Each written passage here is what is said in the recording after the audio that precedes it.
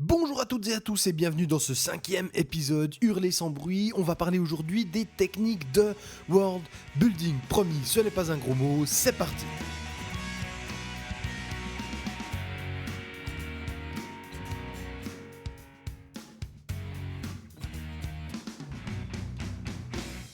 Qu'est-ce que le world building? Alors en français, on parlera plutôt de création d'univers. La création d'un univers est donc un processus pour fabriquer, concevoir un monde, un univers imaginaire, c'est-à-dire un monde qui n'existe pas, et c'est dans cet univers que se déroulera votre histoire. C'est un mot utilisé dans le domaine de la littérature depuis le 19e siècle. Mais aussi et surtout dans le domaine des jeux vidéo où des armées de designers puis des armées de graphistes vont concevoir un lieu dans lequel va se dérouler une histoire, dans lequel vont évaluer des personnages. On peut aussi voir énormément de ponts entre la littérature et le jeu vidéo, puisqu'on aura bien souvent des écrivains qui vont intégrer des équipes de designers, de world builders, si on peut le dire comme ça, pour façonner, créer des univers. Alors à quoi sert le world building? On peut dire, si on le souhaite, que le world building ne sert à rien. Bon, et on peut même considérer le world building comme un processus, sinon une activité inhérente directement au travail de l'écrivain, au travail de rédaction. Et finalement, c'est correct de penser comme ça. C'est bel et bien l'écriture, mot après mot, qui va générer un univers, un monde dans l'esprit du lecteur. Si on considère maintenant le world building comme un concept parallèle au travail de rédaction, c'est-à-dire une activité intégrée directement au travail d'écriture, alors on peut dire que concevoir un univers n'est que l'une des prérogatives de l'écrivain, comme le fait de concevoir des dialogues ou une intrigue. Durant cet épisode, nous allons plutôt considérer le world building non pas comme un processus parallèle et directement lié au travail rédactionnel, même si au final c'est comme ça que le world building va se cristalliser de manière très pratique puisque le monde va se créer dans le cerveau du lecteur par la lecture, mais nous allons ici considérer le world building comme une séquence ou plusieurs séquences d'un travail préliminaire à celui du travail de rédaction. On peut identifier quelques séquences qui vont intervenir avant la rédaction, c'est-à-dire un travail préparatoire. Je vais ici donner quelques exemples qui ne sont pas exhaustifs. Par exemple, le développement de personnages. On peut considérer qu'on va développer les personnages avant de rédiger son roman. Le développement d'une intrigue, d'un synopsis. Le développement d'une dynamique dans le récit pour réfléchir là où on va concentrer l'attention, on va concentrer le suspense. Le découpage en chapitres. On peut penser qu'on va saucissonner comme ça le synopsis en chapitres avant de commencer à écrire. La conception d'un univers, donc la création de la scène, du lieu où tout va se dérouler, la création d'un espace ou d'un espace-temps imaginaire et fictionnel où va se déployer notre intrigue, où va se dérouler notre histoire. Autre séquence, la documentation par rapport aux thèmes, aux sujets qui seront traités. On peut imaginer que si vous souhaitez mettre en scène des courses de chevaux dans votre histoire, vous allez vous documenter sur le cheval et sur le monde du cheval, apprendre un univers, apprendre des codes, une sémantique, un vocabulaire afin d'être crédible dans votre rédaction pour ne pas dire trop de bêtises notamment, ou par simple curiosité pour savoir là où vous mettez les pieds. Donc dans cette approche, on va considérer la conception d'univers comme un travail préliminaire, même s'il s'agit d'une succession d'itérations, on va ajouter des éléments, en retirer, en modifier durant la rédaction, mais on va considérer la conception d'univers comme faisant partie d'un travail de documentation, de préparation à la rédaction, de génération d'idées, génération d'univers, et on va considérer ce travail comme faisant partie d'une séquence préparatoire. Alors le world building, il va servir deux pans, deux dimensions de votre récit. Premièrement, il va servir à la cohérence de votre récit. Ça va vous éviter de dire des choses contradictoires, de créer des paradoxes involontaires. Il va également servir à la crédibilité de votre récit. Créer un univers, concevoir un monde, c'est s'assurer d'une certaine cohérence pour votre récit.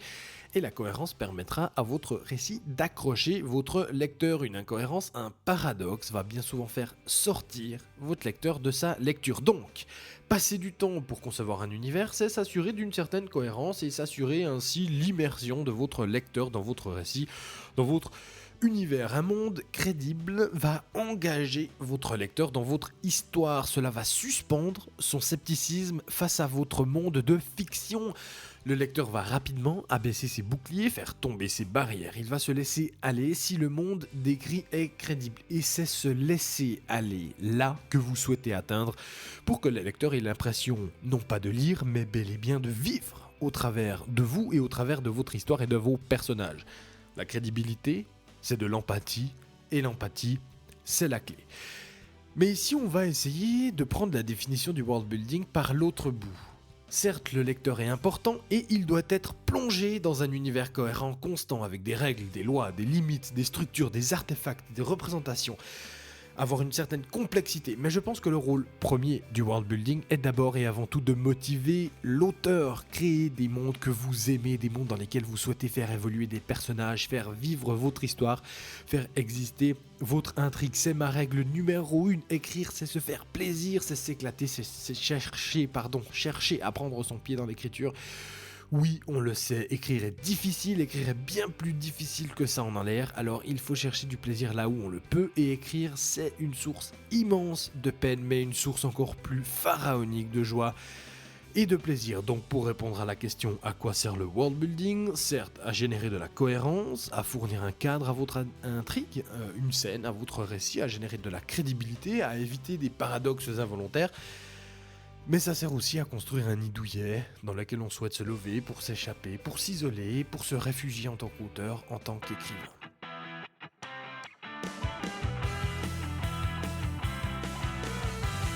N'oubliez pas que bien souvent, sinon toujours, une histoire, c'est la mise en scène d'un conflit ou de plusieurs conflits. Ça peut être un conflit entre deux groupes, entre plusieurs entités, entre une personne et un autre groupe, un groupe social, entre deux pays, entre deux personnes ou une personne en conflit avec elle-même. Et ce conflit a besoin d'un monde pour exister, pour se cristalliser. Et ce monde, alors il ne doit pas légitimer le conflit. Le conflit se légitimera par d'autres éléments du synopsis, mais ce monde devra héberger un conflit, héberger votre histoire, mettre en scène ce conflit, c'est belligérant. Vous devez fournir à votre conflit une scène, un univers où il pourra se déployer, étendre ses ailes, exister, être résolu ou en tout cas suivre son chemin, accomplir son destin. Vous devez donc réfléchir à la manière dont votre univers pourra servir au mieux votre conflit, votre intrigue, votre histoire. De quoi votre conflit a-t-il besoin pour exister au mieux de manière crédible? C'est la raison pour laquelle vous devez créer un univers. Outre pour des raisons de préférence, de passion, ou de volonté d'écrire par exemple de la fantasy ou de la science-fiction, de l'uchronie ou du steampunk, peu importe. Outre ces raisons-là tout à fait légitimes, vous devez réfléchir à la manière dont un univers, un contexte, pourra servir au mieux les intérêts de votre récit.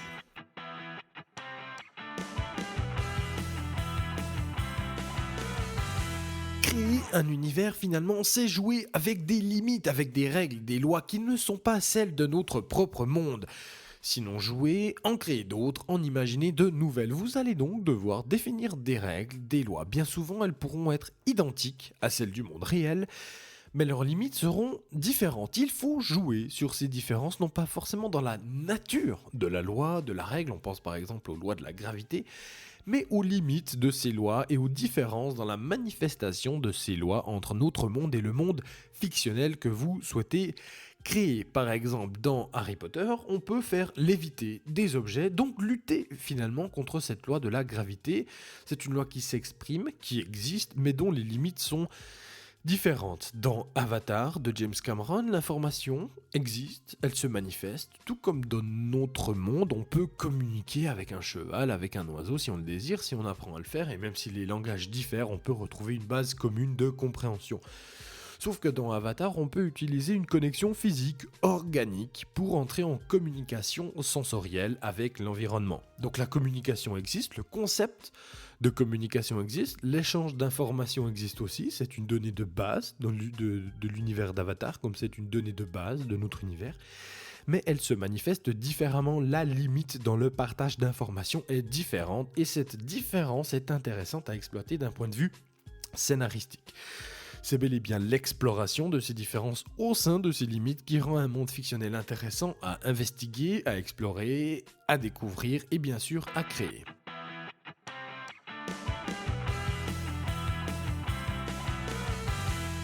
Alors, jusqu'où faut-il aller et à quoi faut-il penser? On vient de mentionner ici l'idée du world building en tant que séquence préliminaire à la rédaction.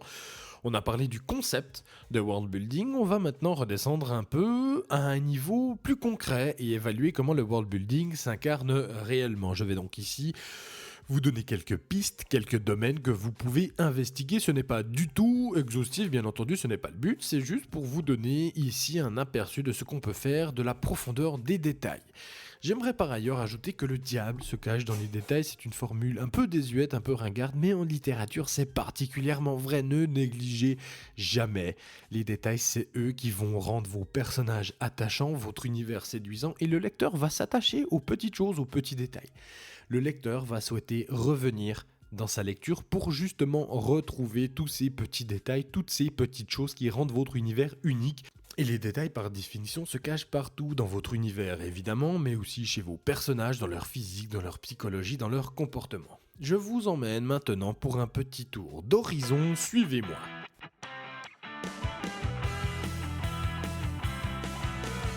Alors par quoi faut-il commencer? Je vous conseille dans la mesure du possible de commencer par la création, le dessin d'une carte, même sommaire, une carte. Donc ça va vous éviter les incohérences, ça va vous permettre d'avoir une représentation spatiale des distances, des lieux, de la taille des paysages pour conditionner par exemple le voyage de votre personnage ou le temps que peut mettre une information à circuler.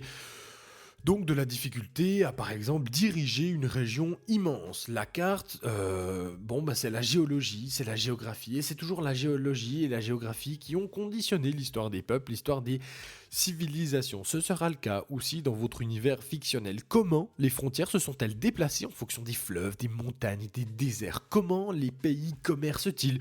Où sont les grandes voies de communication? Où l'homme a-t-il posé les pieds? Qu'a-t-il conquis? Comment a-t-il exploré les territoires? Un monde, c'est peut-être d'abord ça, c'est-à-dire une terre, une géologie, des forêts, des chaînes de montagnes. La carte va aider l'auteur.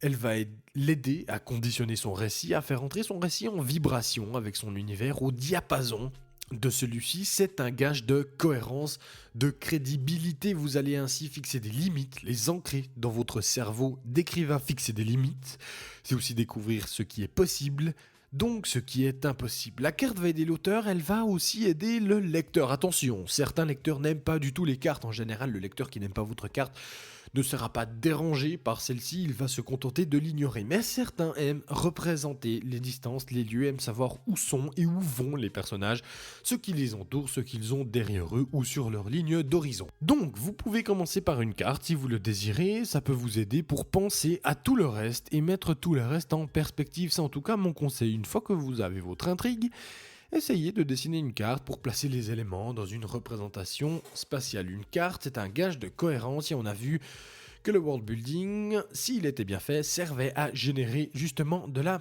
cohérence. Une carte, donc, c'est aussi penser à la faune et à la flore. Quelles forêts? Où sont-elles? Quels animaux vont rencontrer vos personnages? Inutile de devenir un spécialiste en biologie ou en éthologie. Contentez-vous de mimétisme pour ce point-là, qui est un point très spécifique. Si l'endroit où se trouvent vos personnages ressemble à une Sibérie, alors renseignez-vous sur la faune et la flore de Sibérie. Vous pouvez également inventer, si vous le désirez, des races, des plantes, des minéraux. Ça fait aussi partie d'un travail de world building. C'est assez fun d'ailleurs. Donc c'est un travail pour remplir finalement votre univers. Attention toutefois à essayer de donner une légitimité. Une légitimité que je qualifierais presque de darwinienne aux races que vous souhaitez inventer. Cherchez à comprendre comment la race a survécu, qui elle fuit, qui elle chasse, quelles sont ses armes, qui sont ses ennemis, où vit-elle. Travailler votre faune et votre flore va vous permettre de réfléchir à la nourriture qui sera présente dans les différentes contrées de votre monde. Là encore, inutile de réinventer la roue, faites du mimétisme, ça suffira. Essayez d'être cohérent. On a vu que c'était l'essence de travailler votre univers dans une séquence pré-rédactionnelle, c'était de générer de la cohérence. Donc essayez toujours d'être cohérent. Si vous trouvez des dates dans une contrée très froide et prise dans le blizzard 9 mois par an, alors les dates seront chères car elles auront été acheminées. Elles seront donc réservées à une classe sociale privilégiée, sinon à des individus riches ou alors réservées à des situations exceptionnelles. Elles ne pourront en tout cas pas être intégrées à tous les repas ou alors vous devez l'expliquer et expliquer comment c'est possible. La nourriture peut aussi représenter la cristallisation des classes sociales, la notion du repas, si on pense au repas de midi ou au repas du soir ou au repas de famille du dimanche dans nos sociétés occidentales. Le repas constitue un acte très important de la civilisation, une manière de communier ensemble, une manière de se retrouver. Alors à une certaine époque, on se retrouvait autour du feu pour manger, pour cuire la viande. Et c'est probablement de là que provient cette habitude de se retrouver en famille ou entre amis autour d'une table pour partager le repas. Le repas qui est, alors ça n'a plus forcément beaucoup de sens de nos jours, quoique, le repas qui est le fruit d'un dur travail, d'un dur labeur. Donc on va bénir le repas, invoquer une force spirituelle que l'on va remercier pour avoir permis ce moment, pour avoir permis ce repas, c'est-à-dire qui a permis la survie, tout simplement. Ça nous mène donc mécaniquement aux croyances. En quoi croient vos personnages? Quelles sont les croyances dans votre univers? Il est évident que dans notre monde réel, les civilisations ont toujours émergé avec une religion. Elles sont génératrices de civilisations, ou en tout cas, elles accompagnent le développement des civilisations. Quel est le rôle de la mort? Est-ce que la mort est considérée comme étant la fin de tout? Ou la mort n'est-elle au fond qu'un arrière-monde, comme dirait Nietzsche, c'est-à-dire un monde qui nous est ouvert après la mort et qu'il s'agit de se comporter d'une certaine manière pendant la vie, qui va conditionner dans quel arrière-monde on a le droit ou pas d'aller, le paradis, l'enfer, le purgatoire, etc. etc. Les gens ont-ils peur de la mort? Si oui, alors il est probable qu'ils aient essayé de s'en protéger en créant des religions comme pour imaginer une vie après. La vie, une manière de nier la mort. S'ils n'ont pas peur de la mort, alors est-ce parce qu'ils ont la certitude d'avoir une vie ensuite, une vie meilleure? Quelles sont les promesses qui ont été faites par les religions? S'il existe une religion, vous devez réfléchir à son pouvoir, à son clergé, à ses représentants. Quel est leur rôle? On parle là de religion, de métaphysique, donc de philosophie. Les grands thèmes de notre monde ont-ils été pensés dans votre monde imaginaire? A-t-on pensé la vie, le ciel, la lumière, le bien, le mal, le destin, l'infini, l'amour, la guerre, la conscience, la science? Vous pouvez imaginer, vous avez le droit d'imaginer des courants philosophiques, des croyances, des manières de penser. Ces manières de penser vont éventuellement conditionner, donc rationaliser certains comportements, justifier par exemple des actions, peut-être justifier des guerres, justifier la violence. Parler philosophie, c'est aussi parler d'idéologie, donc de cristallisation de ces idéologies. On entre là dans le domaine de la politique. À quoi ressemblent les pouvoirs de décision? Qui prend les décisions? Quelles sont les armes de ce pouvoir pour faire respecter les lois? Comment les lois sont-elles votées? Qu'est-ce qui les rend légitimes? Vous pouvez penser la politique, même dans un système impérial ou monarchique, il y a nécessité, en tout cas dans notre histoire à nous, il y a toujours eu nécessité d'avoir une cour, d'avoir des gens, d'avoir des relais pour transmettre l'information ou pour prendre des décisions, d'avoir des conseillers, des spécialistes. Ces conseillers, ces personnes proches du pouvoir sont puissants. Ils sont la cible de lobbies, ils peuvent être manipulés, ils peuvent influencer le cours des choses. Par les politiques, c'est peut-être aussi par l'économie. Et comme vous le savez peut-être, c'est d'abord la géographie et la géologie et le climat qui vont conditionner certaines activités économiques. Quelles ressources naturelles sont disponibles dans quelle région? Votre carte pourrait être ici très utile. Comment les ressources naturelles sont-elles ensuite acheminées plus loin? Autre point important, lorsqu'on évoque l'économie, la monnaie. Quelle est la puissance de la monnaie? Comment se convertit-elle avec la monnaie du voisin? Pour les éventuels amateurs de fantasy qui m'écoutent, je vous invite à lire Le nom du vent de Patrick Rothfuss. Patrick Rothfuss, au-delà d'être un écrivain exceptionnel, est un redoutable créateur d'univers. Et dans Le nom du vent, il a inventé un système monétaire pas spécialement compliqué, mais qui donne un réalisme génial à son monde. On n'a pas l'impression que la monnaie est issue de nulle part, on sent qu'elle est en fait le résultat d'autres facteurs et que les monnaies s'échangent, que les gens voyagent, que les gens ont donc besoin de monnaies différentes, de devises différentes. En parlant de devises différentes, on peut mentionner également les langues différentes, les langues parlées par les sociétés voisines, par les pays voisins.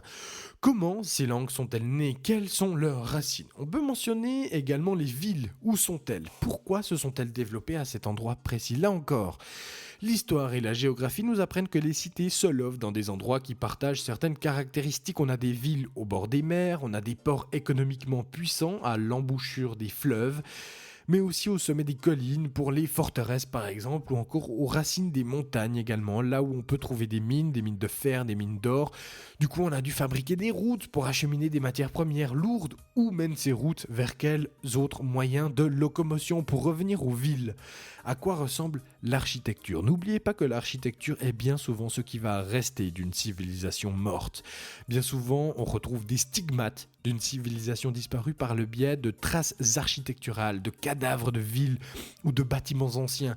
L'architecture est le témoin des civilisations qui meurent. Vous avez donc le droit de penser à l'architecture, à l'évolution de l'architecture, mais aussi au legs d'une architecture ancienne envers une architecture nouvelle.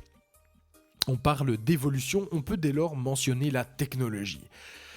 À quoi ressemble-t-elle il y a 100 ans dans votre univers? À quelle vitesse fonctionne votre civilisation? À quelle vitesse avance-t-elle? Pour celles et ceux qui m'écoutent et qui auraient vu les films du Seigneur des Anneaux, on a dans le Seigneur des Anneaux des bonds temporels de plusieurs milliers d'années sans évolution de la technologie. On a les mêmes armures, on a les mêmes engins de guerre par exemple. À quel degré de technologie se situe votre civilisation? Qui sont les gens qui ont permis l'émergence des technologies? Inutile ici de créer toute une mythologie ou toute une histoire complète détaillée, inutile. Mais si la technologie est importante dans votre récit, si une société possède un avantage, par exemple guerrier ou commercial sur une autre, à cause ou grâce à une technologie, alors il est bon de comprendre pourquoi, d'en saisir la genèse. Vous pouvez également parler des vêtements, des habits, des décorations que l'on porte au cou ou au poignet. Si cela fait sens pour vos personnages, vous pouvez réfléchir à la valeur symbolique des tissus, des couleurs, et tout cela va permettre de créer des différences visuelles entre les différentes classes sociales. Un monde, une région, une civilisation, une contrée, un peuple, c'est aussi un folklore, des fêtes, pour célébrer des événements, qu'elles soient païennes, religieuses ou autres. Des habitudes, c'est une manière de considérer le soleil, la lumière, une manière de respecter autrui, de considérer la femme, de considérer l'homme, de saluer ses pairs. C'est aussi des croyances, des mythes, des peurs, des angoisses peut-être un peu plus sociétales, plus communes, partagées. C'est aussi des valeurs qui peuvent être bouleversées. N'oubliez pas non plus que votre histoire, votre récit s'inscrit dans une histoire plus grande avec un H majuscule. Cette histoire avec un H majuscule, elle a commencé avant votre récit. N'oubliez jamais ça. Elle a commencé bien avant votre première page, votre premier mot. Rien n'a vraiment commencé avec vous finalement. Vous n'allez dévoiler au lecteur qu'un aperçu rapide, une petite seconde qui va s'inscrire dans un mouvement beaucoup plus lent, beaucoup plus vaste, beaucoup plus grand. Le monde que le lecteur découvre en ouvrant votre bouquin existait avant son arrivée, avant qu'il plonge dedans. C'est faux. C'est faux, bien sûr, mais c'est en tout cas l'impression que vous devez donner, et c'est à ça que sert le world building. Enfin, posez-vous une ultime question, à laquelle je n'aurai pas de réponse. Comment le monde que vous avez créé conditionne-t-il les individus qui y vivent ?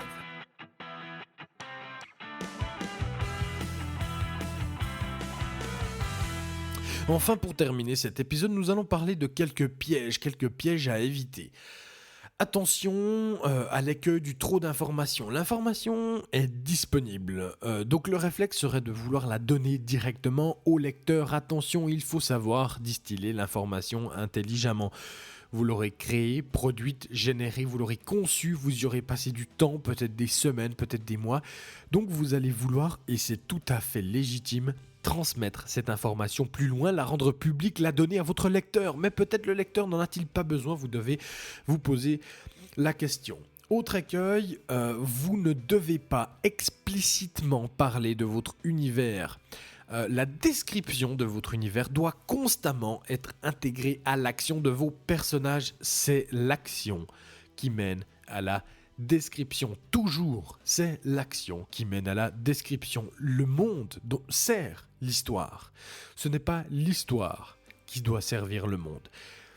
Parlez du monde dans le dialogue, dans l'action, plutôt que dans la description. Ne surtout pas rédiger de chapitres dédiés pour parler de votre univers, même si votre univers est important, même si votre univers est un personnage. Attention, autre écueil, celui de ne jamais commencer. Celui de ne jamais commencer parce qu'on pense que notre univers n'est pas complet et puis du coup on se laisse encore du temps pour réfléchir, pour penser. C'est un véritable piège.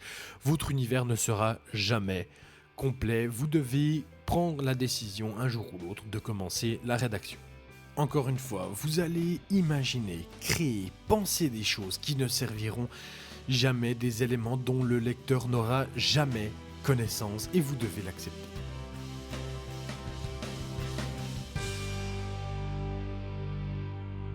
Voilà, cet épisode est maintenant terminé, je vous remercie de m'avoir écouté, j'espère que ça vous a plu. Le prochain épisode sera consacré aux techniques pour écrire une bonne fin. Je vous dis à bientôt pour de nouvelles aventures, prenez soin de vous, ciao!